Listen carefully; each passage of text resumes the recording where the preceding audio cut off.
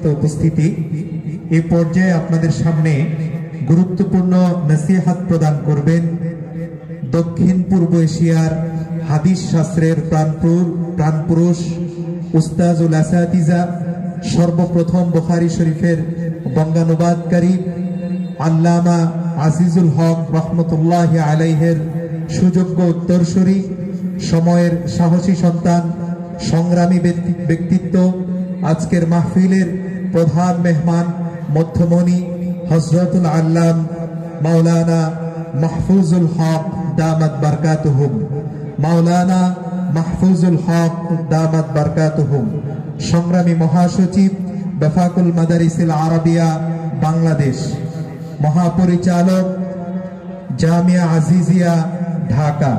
আমি হযরতকে গুরুত্বপূর্ণ নসিহত প্রদান করার জন্য বিনয়ের সাথে অনুরোধ জানাচ্ছি।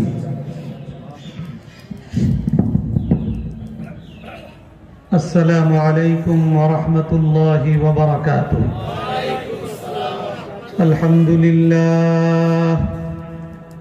আলহামদুলিল্লাহ নাহমাদুহু ওয়া নাস্তাঈনুহু ওয়া নাস্তাগফিরুহু ওয়া নু'মিনু বিহি ওয়া নাতাওয়াক্কালু আলাইহি ওয়া নাউযু বিল্লাহি মিন শুরুরি আনফুসিনা ওয়া মিন সাইয়্যাতি আ'মালিনা।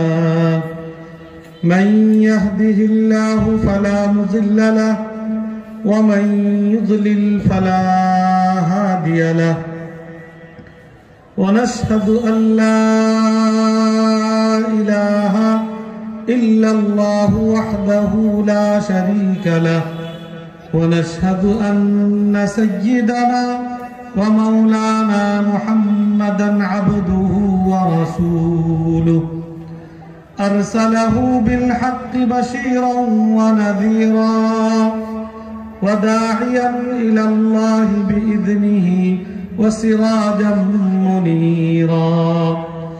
أما بعد فأعوذ بالله من الشيطان الرجيم. بسم الله الرحمن الرحيم. الرحمن علم القرآن خلق الإنسان. وقال رسول الله صلى الله عليه وسلم طلب العلم فريضة على كل مسلم أو كما قال عليه الصلاة والسلام. سبحانك لا علم لنا إلا ما علمتنا إنك أنت العليم الحكيم. আমরা সকলেই অত্যন্ত আজমত এবং মুহাব্বতের সাথে একবার রাসূল করিম সাল্লাল্লাহু আলাইহি ওয়াসাল্লামের প্রতি দুরূদ ইব্রাহিমি আমরা পাঠ করি। আল্লাহুম্মা সাল্লি আলা মুহাম্মাদিন ওয়া আলা আলি মুহাম্মাদ كما صليت على إبراهيم وعلى آل إبراهيم إنك حميد مجيد. اللهم بارك على محمد وعلى آل محمد كما باركت على إبراهيم وعلى آل إبراهيم إنك حميد مجيد. الحمد لله. সাউতুল মদিনা মডেল মাদ্রাসার 12 জন হাফেজ ছাত্রদের দস্তারবন্দি উপলক্ষে আয়োজিত ইসলাহি মাহফিলের সম্মানিত সভাপতি, উপস্থিত ওলামায়ে কেরাম, এলাকার মুরব্বিয়ানে কেরাম, দিনদার ভাইয়েরা, পর্দার আড়ালের আমার অত্যন্ত সম্মানিত মা ও বোনেরা এবং আমার প্রাণ প্রিয় ছাত্র ছাত্রীরা, আমাদের কর্তব্য মহান রব্বুল আলামিনের দরবারে শুকরগুজারি আদায় করা, যিনি আমাদেরকে সুন্দর নুরানি মুবারক মাহফিলে সমবেত হয়ে ওলামায়ে কেরামের সান্নিধ্যে বসে কোরআন সুন্নাহর আলোচনা শুনবা আমাদেরকে সুযোগ করে দিয়েছেন, তৌফিক দান করেছেন। আমরা দিল থেকে সেই আল্লাহর শুকরিয়া আদায় স্বরূপ সকলেই বলি আলহামদুলিল্লাহ। সাউতুল মদিনা মডেল মাদ্রাসা, এটা একটা শিক্ষা প্রতিষ্ঠান। এই প্রতিষ্ঠানে আমাদের ছেলে মেয়েদেরকে শিক্ষা দেওয়া হয়। আমাদের অত্র অঞ্চল সহ সারা দেশে আরো অনেক প্রতিষ্ঠান আছে, যার অধিকাংশ প্রতিষ্ঠান, আর এই জাতীয় প্রতিষ্ঠানও আলহামদুলিল্লাহ এখন কম বেশি সব অঞ্চলে আছে। এই প্রতিষ্ঠানগুলোর মধ্যে একটা বড় ধরনের পার্থক্য রয়েছে। আল্লাহ রাব্বুল আলামিন আমাদের সৃষ্টিকর্তা, মানুষ হিসেবে আমাদেরকে সৃষ্টি করেছেন, আমাদেরকে ঈমান ইসলামের মহা দৌলত আল্লাহ তাআলা আমাদেরকে দান করেছেন। আমরা সবাই গৌরব বোধ করি যে আমরা মুসলমান। কি বলেন? এটা আমাদের গর্বের বিষয় কিনা যে আল্লাহ রাব্বুল আলামিন আমাদেরকে মুসলমানদের অন্তর্ভুক্ত হওয়ার তৌফিক দান করেছেন। কারণ ইসলাম ছাড়া একজন মানুষ মুসলমান হওয়া ছাড়া তার প্রকৃত সফলতা অর্জন এটা সম্ভবপর নয়। আল্লাহর কোরআনে আল্লাহ তাআলা স্পষ্ট ঘোষণা করেছেন, وَمَن يَبْتَغِ غَيْرَ الْإِسْلَامِ دِينًا فَلَن يُقْبَلَ مِنْهُ وَهُوَ فِي الْآخِرَةِ مِنَ الْخَاسِرِينَ। যে এই দুনিয়ার জীবনে ইসলাম ছাড়া অন্য কোন ধর্ম অবলম্বন করবে, অন্য কোন ধর্মাবলম্বী হবে, তার সেই ধর্ম আল্লাহর কাছে কখনো গ্রহণীয় হবে না। ফালা ইউকবালা মিনহু ওয়া হুয়া ফিল আখিরাতি মিনাল খাসিরিন। আমাদের সকলের বিশ্বাস এবং এটাই বাস্তব যে আমাদের এই দুনিয়ার জীবনই চূড়ান্ত নয়। এই দুনিয়ার জীবনের পরে কি আছে? আখিরাতের জীবন আছে, যেই জীবনের সূচনা হলো কবর জগৎ থেকে। যার মৃত্যু আসলো তার আখিরাত শুরু হয়ে গেল। প্রথম কবর জগৎ, তারপরে হাসর, তারপরে পুল সিরাতের মতো কঠিন পুল পানি দেওয়ার বিষয়, এরপরে চূড়ান্ত ঠিকানা জান্নাত জাহান্নাম। এগুলো আল্লাহ রাব্বুল আলামিন সব নির্ধারণ করে রেখেছেন। সেই আখিরাতের শুরু আছে, কিন্তু তার কোনো কি নাই, শেষ নাই। আল্লাহ রাব্বুল আলামিন কোন মানুষ যদি দুনিয়ার জীবনে ইসলাম ছাড়া অন্য কোন ধর্ম অবলম্বন করে, তার ব্যাপারে সুস্পষ্ট ঘোষণা করেছেন, ওয়া হুয়া ফিল আখিরাতি মিনাল খাসিরিন। আখিরাতে সে সবচেয়ে বড় ক্ষতিগ্রস্তদের অন্তর্ভুক্ত হবে। আখিরাতে তার কামিয়াব এবং সফল কাম হওয়ার আর কোন দোসরা পথ তার থাকবে না, কোন পথ থাকবে না। আল্লাহ রাব্বুল আলামিন সুস্পষ্টভাবে কোরআনে কারীমের মাধ্যমে আমাদেরকে জানায় দিয়েছেন, আমরা মুসলমান, ইসলাম আমাদের ধর্ম।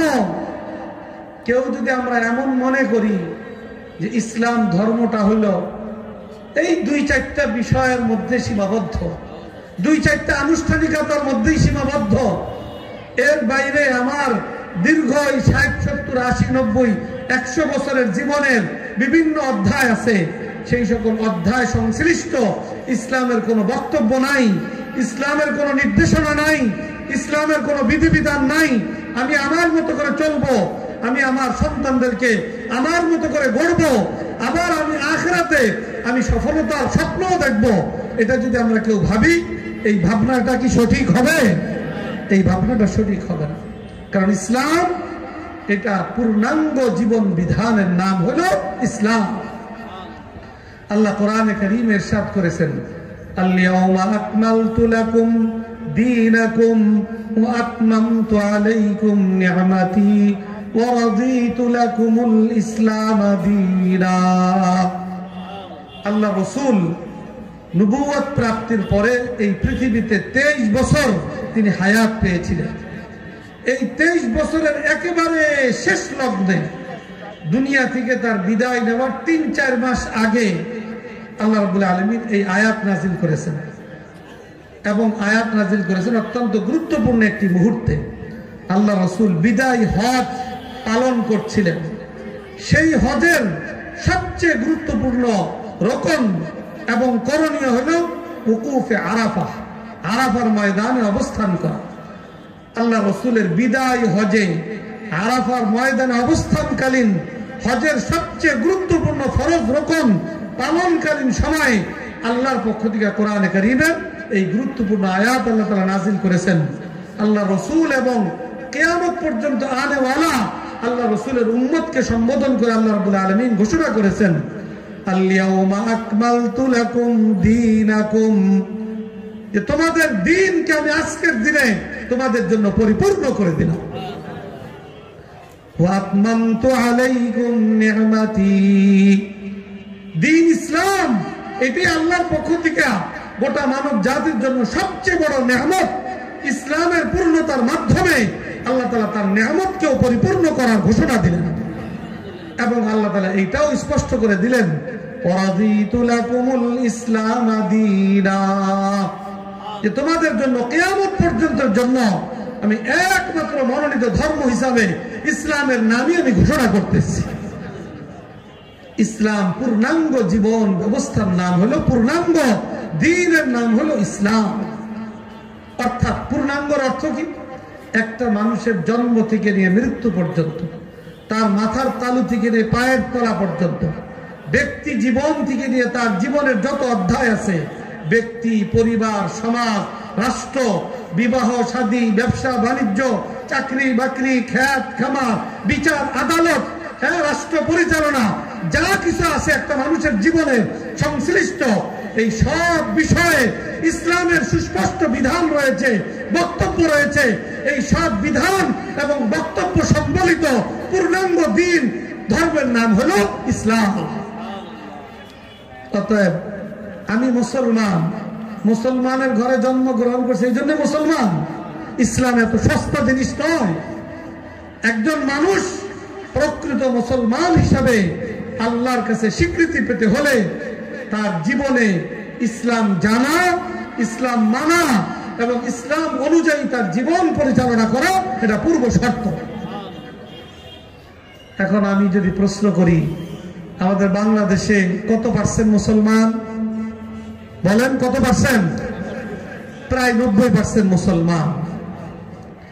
আমাদের সারা বাংলাদেশে যে শিক্ষার যে আয়োজন, শিক্ষার যে ব্যবস্থাপনা, এই শিক্ষা ব্যবস্থাপনার মধ্য দিয়া কয়জন মুসলমান তার ইসলামের মৌলিক বিষয়গুলা, বিস্তারিত বাদই দিলাম, যে মৌলিক বিষয়ের মধ্যে ঈমান 1 নম্বর, 2 নম্বর তার গুরুত্বপূর্ণ ইবাদত, নামাজ, রোজা, হজ, যাকাত। নামাজ ঈমানের পরে প্রধান ইবাদত। এই নামাজ তাকে আদায় করতে হলে তার জন্য কোরআন শিক্ষা পূর্ব শর্ত। তার পাক নাপাকি পবিত্রতা অর্জনের নিয়মাবলী তার শিক্ষা করা, জানা, এটা তার জন্য অপরিহার্য। এই এতটুকু ন্যূনতম শিক্ষা এই আমাদের স্কুল, কলেজ, ইউনিভার্সিটি, যে ব্যাপক শিক্ষা কার্যক্রম আমাদের গোটা বাংলাদেশে চলমান আছে, এই স্কুল, কলেজ, ইউনিভার্সিটির কোন অবস্থায়, কোন পর্যায়ে এই সকল শিক্ষার কোন আয়োজন কি আছে? আছে? নাই। একজন সন্তান, আমাদেরই কলিজার টুকরা ছেলে মেয়ে, প্রাইমারি স্কুল থেকে ইউনিভার্সিটি লেভেল সম্পন্ন করতে হলে তার 17 থেকে 18 বছর জীবনের গুরুত্বপূর্ণ সময় তার ব্যয় হয়। এটা ব্যয় করে সে ডাক্তার হয়, ইঞ্জিনিয়ার হয়, অনেক কিছু হয়। সে ডাক্তার হলে এই ডাক্তারি দ্বারা তার দুনিয়ার জীবন চলে আর দুনিয়ার মানুষ কিছু উপকৃত হয়, বাস এই পর্যন্ত। এই ডাক্তারি পড়া তার কবর জগতে তার কোনো কাজে আসবে?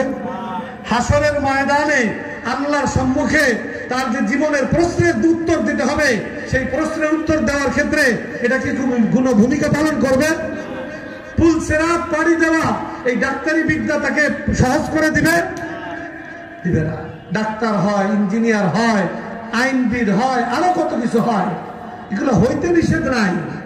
কিন্তু আমাদের জন্য অত্যন্ত দুঃখজনক বাস্তবতা, 90% মুসলমানের দেশে, যেই দেশের 90% নাগরিক মুসলমান, তাদের জাতীয় শিক্ষা ব্যবস্থায় তার জন্য যেটা অপরিহার্য শিক্ষা ছিল, তার যেটা কবর, হাসর, পুল সিরাত সর্বক্ষেত্রে তার জন্য ফরজ ছিল, সেই শিক্ষাটা 18 বছর শিক্ষার পরেও তার ন্যূনতম শিক্ষার কোন আয়োজন আমাদের এই দেশের মধ্যে বর্তমানে নেই।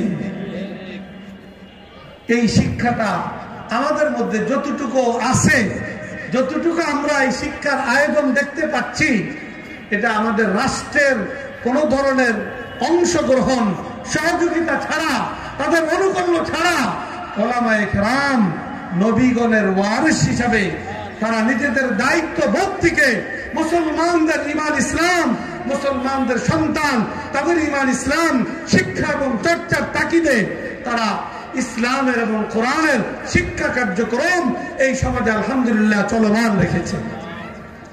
তার সুবাদে আমরা কম বেশি কিছুটা ইসলাম আমরা শিখতে পারতেছি, জানতে পারতেছি, কিন্তু ব্যাপক শিক্ষা ব্যবস্থায় ইসলাম এবং কোরআন শিক্ষার কোনো আয়োজন না থাকায় আমাদের মুসলমানদের ব্যাপক সন্তান তারা মুসলমানের ঘরে জন্মগ্রহণ করে নিজের নাম, ইসলামী নাম দেখলে কত সুন্দর আহমদ শরীফ, কিন্তু ওই নামের আড়ালে শিক্ষা ব্যবস্থা এই সুবাদে যে শিক্ষা ব্যবস্থায় তার ঈমান শিক্ষার কোনো আয়োজন নাই, তার ইসলাম শিক্ষার কোনো আয়োজন নাই।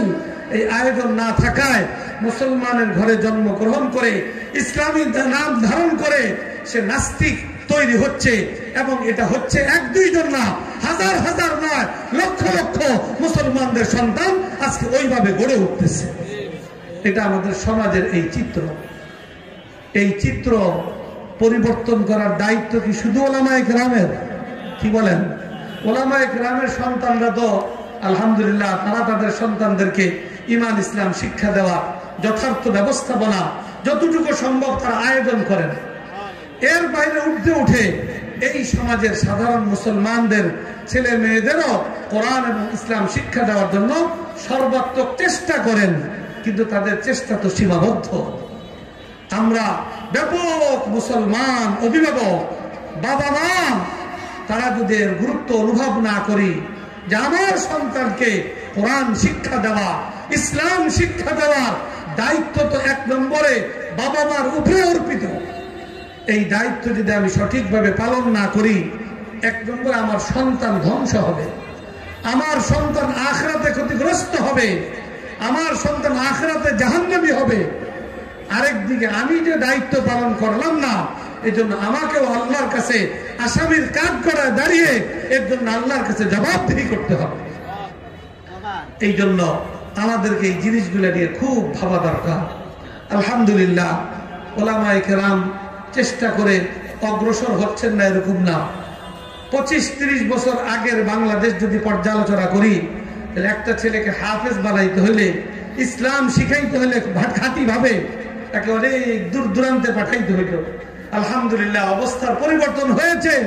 ওলামায়ে কেরাম উদ্যোগ নিয়েছেন এবং এই দেশের তৌহিদি জনতা, মুসলমান সাধারণ নারী পুরুষ, তারা ওলামায়ে কেরামকে সর্বাত্মক সহযোগিতার মাধ্যমে এখন গ্রামে গঞ্জে থানায় শহরে এরকম ভাবে ওয়ার্ড গ্রামে পর্যায়ে আলহামদুলিল্লাহ সব জায়গায় কোরআনী শিক্ষা প্রতিষ্ঠান ব্যাপকভাবে গড়ে উঠছে। কিন্তু এরপরেও অভাব এখন অনেক, প্রয়োজন আরো অনেক। প্রতিটা স্কুলে কমপক্ষে প্রাইমারি এবং হাই স্কুল লেভেলে এই 2টা স্তরে তো মুসলমানদের বাচ্চাদের সন্তানদের ছেলে মেয়েদের কোরআন এবং ইসলাম শিক্ষার ব্যবস্থাপনা এটা অপরিহার্য প্রয়োজনীয় বিষয়। এর জন্য আমাদের মুসলমান অভিভাবক বাবা মা তাদের সোচ্চার হওয়া দরকার। ওলামায়ে কেরাম তো কথা বলে যাচ্ছে, তারা উদ্যোগ নিয়ে যাচ্ছে, কিন্তু যাদের জন্য প্রয়োজন, যাদের জন্য উদ্যোগ, আমরা অনেক সময় হতাশ হই যে তাদের মধ্যে কোনো অনুভূতি নাই, তাদের মধ্যে এই ব্যাপারে কোনো ফিকির নাই। আলহামদুলিল্লাহ আমরা সকলেই জানি বাংলাদেশে একটা পরিবর্তনের আবহ চলমান।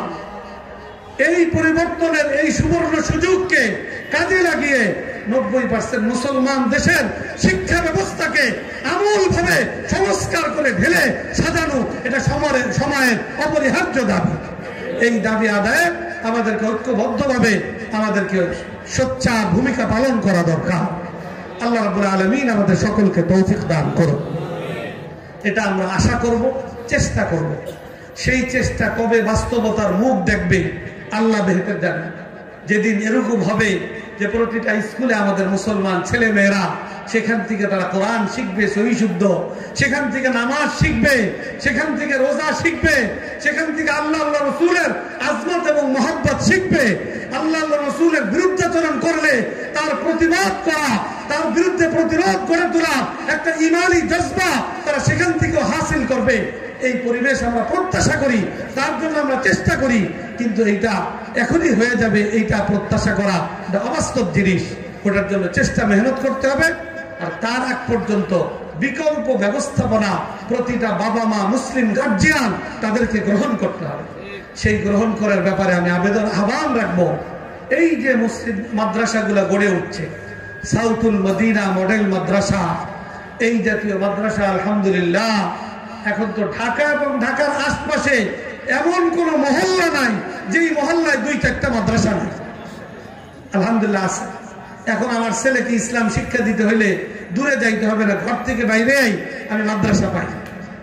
এরপরেও যদি আমার সন্তানকে কোরআন শিক্ষা না দেই, ইসলাম শিক্ষা না দেই, এর চাইতে বড় মুজরিম, এর চাইতে বড় অপরাধী আর কোন বাবা মা হইতে পারে না।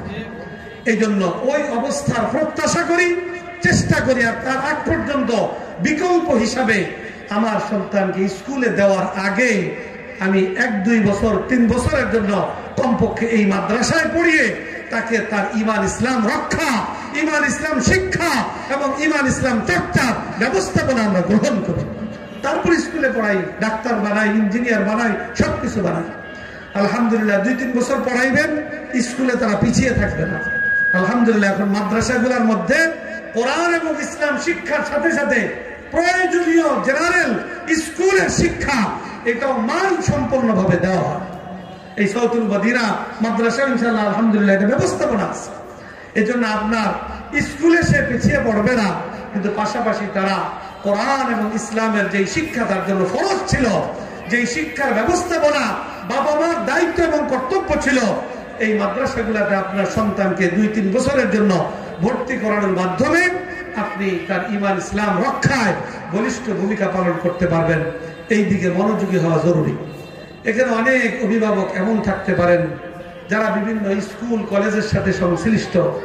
আপনি চেষ্টা করলে, আপনি সচেষ্ট হইলে আপনি এটা পারেন যে আপনার স্কুলের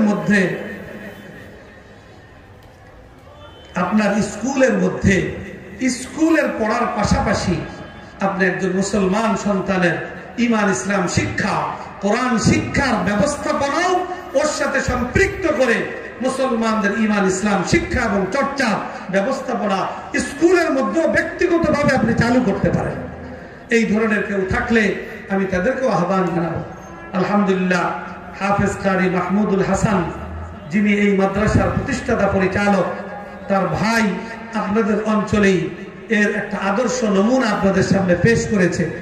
স্কুল তারা প্রতিষ্ঠা করেছে, স্কুলের লেখাপড়ার পাশাপাশি সেখান থেকে আপনাদের সন্তানদেরকে দ্বীন শিক্ষা দেওয়ার ব্যবস্থাপনা করছে। এইরকম স্কুল আমরা ব্যাপকভাবে যদি গড়ে তুলতে পারি, এই একটা পরিবেশ যদি আমরা গোটা বাংলাদেশের মধ্যে গড়ে তুলতে পারি, অদূর ভবিষ্যতে স্কুলগুলা থেকেও আমাদের মুসলমান সন্তান তারা নাস্তিক হিসাবে গড়ে উঠবে না। তাদের ঈমান ইসলাম নিয়েই ইনশাল্লাহ তারা ইনশাল্লাহ বড় হবে, তারা ডাক্তার হবে, ইঞ্জিনিয়ার হবে, তারা সমাজে মুসলমানের অধিকার সংরক্ষণে তারা সচেতন হবে। তো যাই হোক, আল্লাহ রাব্বুল আলামিন এই সাউথুল মদিনা মডেল মাদ্রাসা, এই মাদ্রাসার যে আয়োজন, এটাকে আমাদের সর্বাত্মক সহযোগিতার মাধ্যমে কোরআন শিক্ষাকে সমাজে আরো বিস্তৃত করা। কোরআন আল্লাহ প্রদত্ত সবচেয়ে বড় নিয়ামত। আমি সূরা রহমানের ছোট্ট 3টে আয়াত আপনাদের সামনে প্রথমে তেলাওয়াত করেছি। আল্লাহ রাব্বুল আলামিন বলতেছেন, আর রহমান আল্লামাল কোরআন খালাকাল ইনসান। এই সূরা রহমানের মধ্যে আল্লাহ তাআলা মানুষের উপরে দুনিয়াতে যে সকল নিয়ামত দিয়েছেন, আখিরাতে যে সকল নিয়ামত দান করবেন, তার অনেকগুলো নিয়ামতের উল্লেখ আল্লাহ তাআলা এই সূরার মধ্যে করেছেন। এর মধ্যে 1 নম্বর এবং 2 নম্বর যেই নিয়ামতের কথা উল্লেখ করেছেন, তার মধ্যে 1 নম্বর উল্লেখ করেছেন যে আল্লাহ তাআলা মুমিন মুসলমানদের জন্য কোরআনের মতো মহা দৌলত এবং নিয়ামত আল্লাহ তাআলা দান করেছেন। 2 নম্বরে আল্লাহ তাআলা উল্লেখ করেছেন যে মানুষকে আল্লাহ তাআলা মানুষ হিসেবে সৃষ্টি করেছেন। মানুষকে মানুষ হিসেবে সৃষ্টি করা এই নেয়ামতের চাইতেও আল্লাহ তাআলা গুরুত্বের সাথে 1 নম্বরে উল্লেখ করেছেন যে মানব জাতিকে আল্লাহ তাআলা কোরআনের মতো মহা দৌলত আল্লাহ তাআলা দান করেছেন।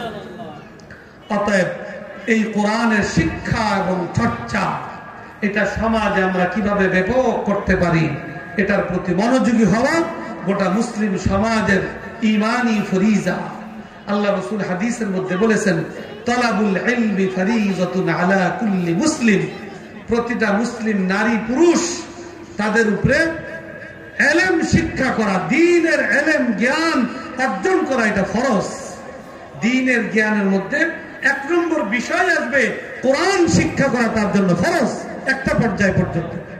তাছাড়া একজন মুসলমান হিসেবে তার জীবন পরিচালনার জন্য নামাজ, রোজা, হজ, যাকাত, পাক নাপাকি, হালাল হারাম, জায়েজ না জায়েজ, পর্দা পুশিদা ইত্যাদি এই সমস্ত বিষয় প্রতিটা মুসলিম নারী পুরুষ তাদের জন্য শিক্ষা গ্রহণ করা এটা ফরজ। এই ফরজ কর্তব্য পালনে এই সকল মাদ্রাসা ভূমিকা রেখে চলেছে। ওলামায়ে কেরাম মুসলমানদেরকে সচেতন করে চলেছে, মাদ্রাসায় বাচ্চাদেরকে শিক্ষা দিচ্ছে।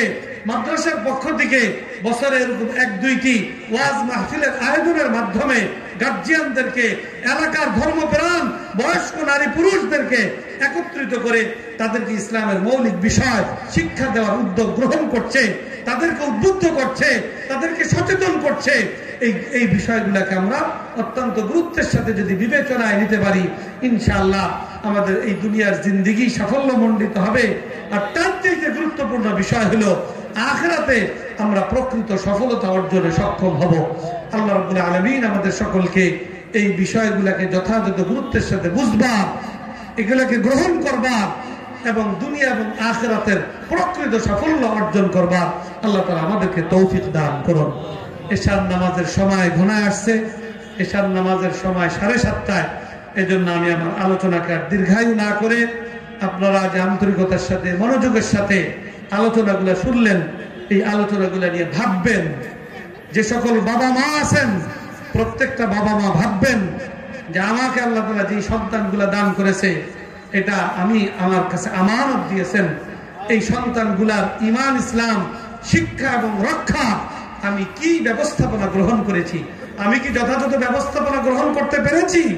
এই প্রশ্নটা নিজের কাছে নিজে করবেন এবং প্রশ্নের যদি উত্তর যথাযথভাবে আপনার কাছে না থাকে সেই উত্তর কিভাবে আপনি তৈরি করবেন সেইটার ফিকির আপনি করবেন আগামী দিনে। এই উদাত্ত আহ্বান রেখে আমার আলোচনা এখানে শেষ করছি। ওয়া আখিরু দাওয়ানা আনিল হামদুলিল্লাহি রাব্বিল আলামিন।